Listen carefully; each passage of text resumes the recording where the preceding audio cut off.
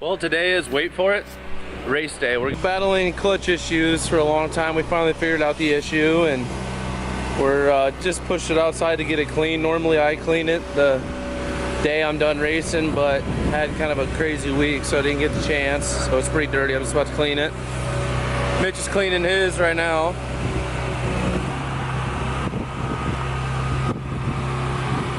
He puts a tarp over his seat so his seat don't get wet. But he tore it up really bad last Sunday, so put a new right side on it. Changed it up just a little bit, kind of made it more like mine, but his numbers is still fluorescent red. So we got the truck trailer loaded up. Had ripped the front bumper off the quad trying to straighten a rub rail, so we got Mitch's old golf cart in here. That way we have something to cruise around on and be a bunch of hooligans. So yeah, I'm looking forward to tonight's race, and Mitch has got his car going a little better, and hopefully we figure mine out. Finally got the motor issues figured out, so see how it goes.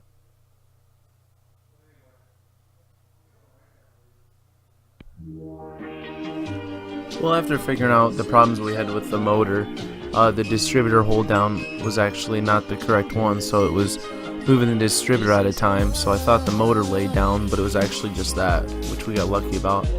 So I changed the oil, and I also changed the spark plugs just to make sure there was no issues.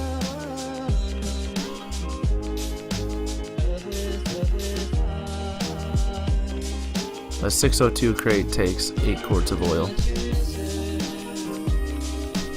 And then I had to change the gear for Maquoketa, and then when I was changing the gear I realized my hub was a little loose, which will happen from time to time with so much weight on the wheels, especially when you are changing, you know, the hubs and stuff like that, tightening them down. So when you take the hub off and tighten it, then you got to put the brake caliper back on.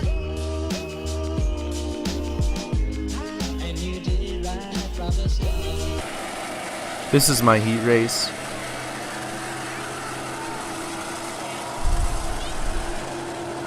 We're at Maquoketa Speedway.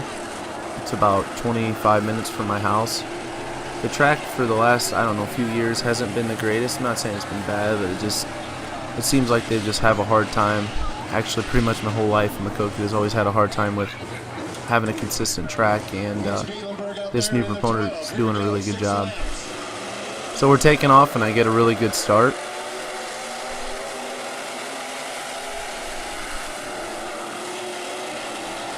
And I thought, man, we got a pretty good car here in the heat race.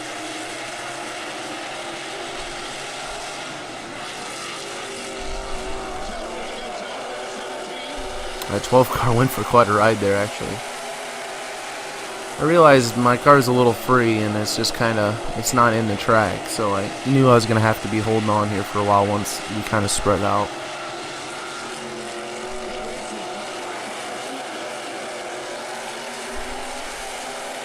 I had to drive the car really straight, and it kind of looked like it was tight, so when I came into the pits, my dad goes, "Man, the car looks really tight," and I'm like, "Nah, it's actually really loose."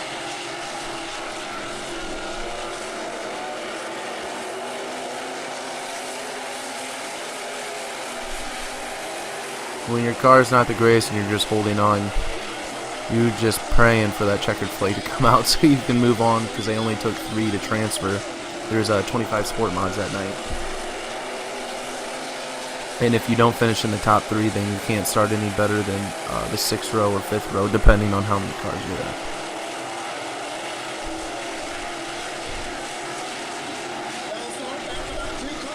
So 77X and I had a pretty good race, clean race.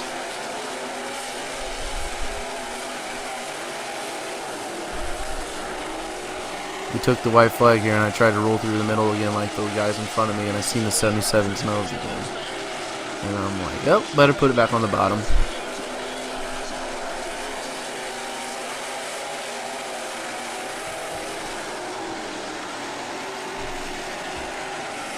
So thankfully the heat race is over and I qualified for my spot. I knew we had a lot of adjustments to make. I had to try to get the car tightened up better and get it more into the track so it's not so skatey all the time.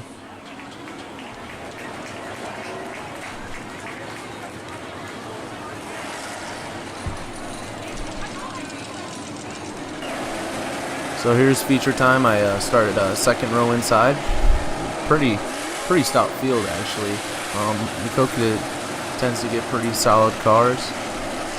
The 17 for my heat race started on the inside, and he looked pretty good in the heat race, so I thought he might be kind of tough to beat. 25 were scheduled to start, 24 are out there. Yeah, the 24 car started. So my start wasn't very good because he took off a little earlier than he was supposed to.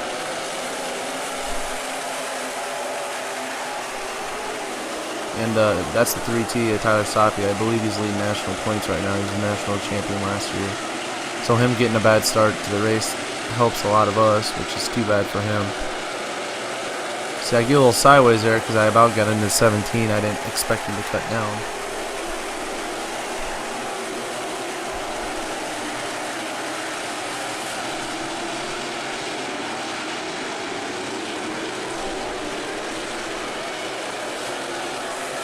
When I made that corner there, I knew I had a pretty solid car. I was surprised to be able to roll the bottom that well. A lot of people the whole night were running the high side, so I thought I'd be dead in the water on the bottom, but it seemed to work really good. So then I knew I had to go to work on this 75 pretty hard, and so I dove it in here pretty hard here, and I thought I'd slide up, get right next to him. When I got right next to him, he got a little nervous, or I don't know if I just cut it too close for him. So watching the video, I guess I feel a little bad, but it's part of racing.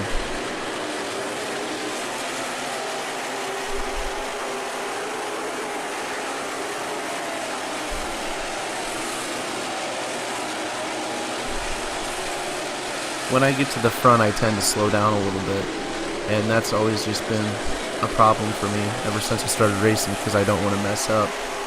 So in my head, I'm just yelling at myself to keep pushing the car because I know it really frustrates my buddies that help me, and especially my dad. So I'm just really trying to push the car.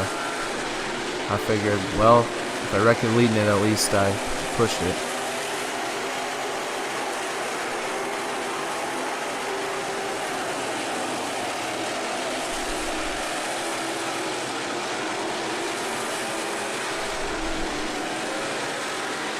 Leading the race is about the most exciting but nervous thing you can ever go through as a normal person. I can't imagine them guys who race for thousands and thousands of dollars.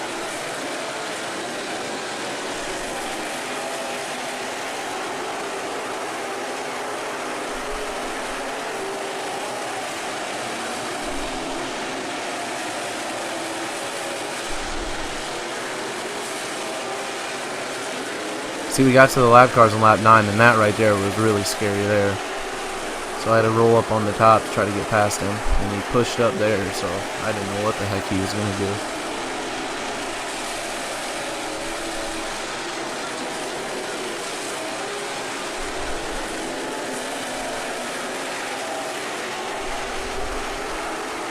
And then I pulled up on this 27 and quickly realized he's going to try to race me. And in your lap car, I'm not saying you slow down, but usually you just get out of the racer's line. And he raced with us, and I thought, to be honest with you, he was going to cost us the race because he got into me here. And got me way slowed up in second place. Gage Neal had a good run on me. Him and I have battled it out for a long time. And actually, the 27 got into Gage there, so that was too bad for him. So once we got past him, then I knew we were probably going to be okay as long as the lap cars didn't do anything too crazy.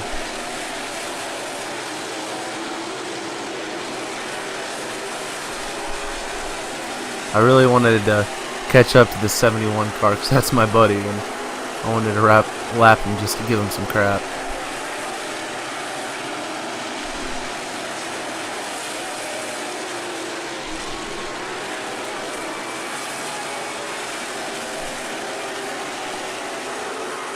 Right here, this 30 really scared me. He spun out right in front of me, and Luckily, he got on the brakes.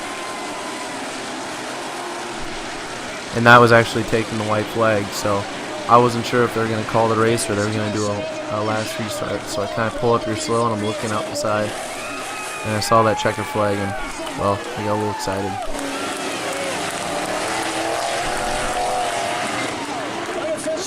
I usually try to do a fast lap after I learn to calm myself down a little bit so I don't look like such an idiot when I get out of the car.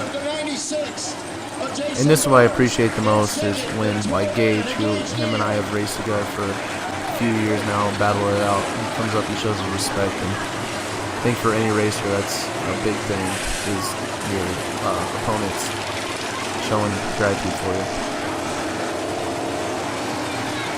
This is going to be a lot of fun. In O'Reilly Auto Parts victory lane. First feature win of the year. Victory chassis. Victory Circle chassis. Affordable parking lot services. Rudy Tacos. Morris Brothers Racing. He is on for the 86 and Jeff Morris. I was a lot more excited than I probably looked, but I try to seem calm when I get out of the car because I don't know, my dad does that, my brother doesn't, so I know, at least that caution came out on the last lap, but still, you had it covered, it looked like. Yeah, it ran really good. I was really praying that Doug took care of me on that last one. I'm really glad. Man, this year has just been such a struggle. I've never had a year like this. Just got tore up early on and motor problems, and we thought the motor laid down last week. So, man, it's been a long time. Hey, did 60 turns basically without a yellow flag. Didn't hit traffic though until about lap 9. Talk about it. Yeah, I couldn't believe we got to lap traffic that quick, and wasn't quite sure what they were going to do a few times there. But I tell you, I thought that was a 60-lap race the way it was. Hey, you made it here at Victory Circle. Congratulations. Yeah, thanks. I just got to thank my dad and my brother and my girlfriend and all my buddies that helped me. They put more hours in this year than we ever have. I want to thank everybody on my car, Affordable Consumer Waste, JM Custom, BSB, Seafers, I mean, all of them. I want to thank John Nielsen, and I was really happy to be here. Thank you. How about another big hand for Jeff Morris? All right, up next coming to the track will be the Hewland Auto IMCA stock cars for their 15-lap feature event. Lineup as follows. On your pole driving the 83 car, Jimmy Cummins. Next to Jimmy in the 5B car, Tim Bader. Row number 2, the 31 car of Donnie Lount.